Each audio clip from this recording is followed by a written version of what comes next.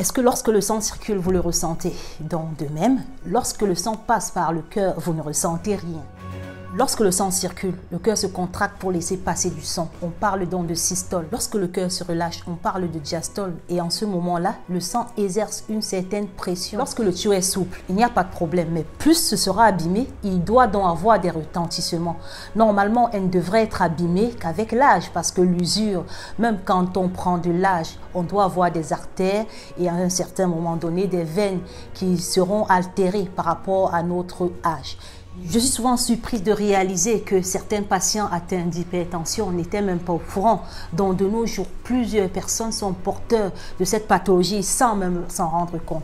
Parce que vous pouvez en porter et ne jamais ressentir en aucun cas, aucun symptôme. Donc c'est pour ça même qu'on l'a surnommé le tueur silencieux. Donc aujourd'hui, si vous avez bien compris, je vais vous parler de l'hypertension artérielle. Les patients victimes d'hypertension artérielle jeunes sont surtout des patients étant en surpoids ou en obésité, donc ayant eu ce désordre métabolique. Il y a plusieurs facteurs qui peuvent engendrer cette situation. Lorsque vous commencez à ressentir des symptômes, ça peut être les maux de tête, la nausée, l'étourdissement, parfois même les vomissements ou encore plein d'autres symptômes. Sachez que le retentissement y est déjà. Ça peut être l'infarctus du myocarde ou l'AVC. Et puis là, c'est déjà grave. Et de toute façon, si je vous parle de l'hypertension aujourd'hui, c'est parce que l'Organisation mondiale de santé estime que d'ici 2025, on aura encore une augmentation de 60% de personnes hypertendues. Donc, à cause de la mondialisation, de l'industrialisation et puis de la répartition encore de la modernité dans l'alimentation qui fait à ce que les gens sont aussi susceptibles de consommer plus des plats déjà cuisinés et puis faciles à consommer. Donc, ils vont plus aller cuisiner ou chercher des matières premières rudimentaires. Ils vont justement aller à la portée, au magasin de portée et s'en procurer. Donc, aujourd'hui, ça devient sérieux.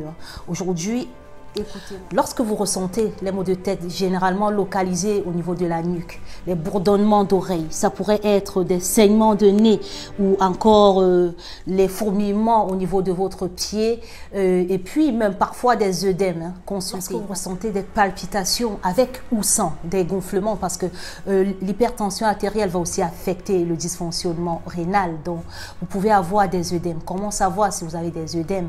Vous allez avoir une prise de poids anormal, mais qui va faire à ce que lorsque, par exemple, vous maintenez votre doigt appuyé sur votre pied, au milieu de votre pied, ça va creuser un petit trou.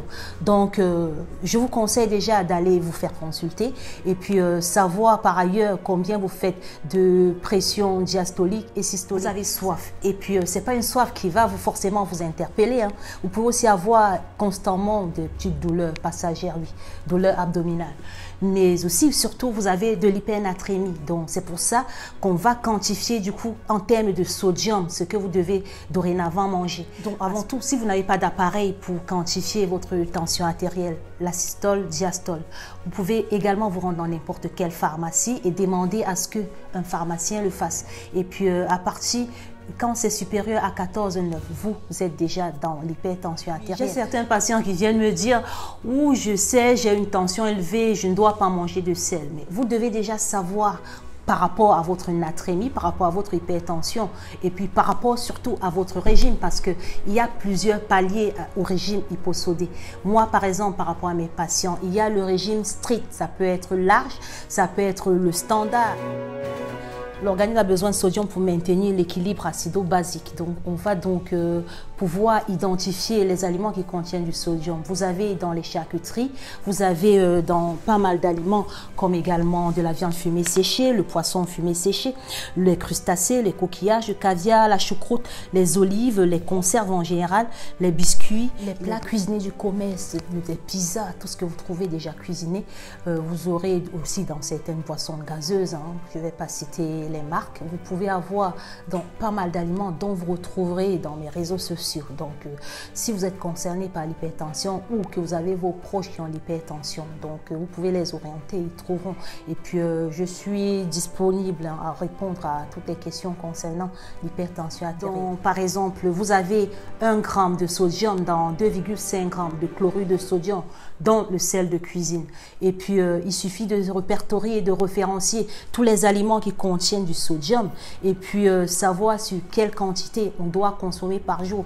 Parce que le sodium a bien un rôle. On ne peut pas s'en passer en fait parce que l'influx nerveux a besoin du sodium pour être en bonne santé au général. Je vous recommande toujours de manger des aliments qui sont à l'état naturel, donc sans sucre ajouté. Pourquoi ne pas éviter les gestes comme rajouter et ressaler son assiette à table par exemple, ou acheter des plats prêts à emporter, déjà cuisinés, industriels. On recommande toujours de manger ni trop gras, ni trop salé, ni trop sucré.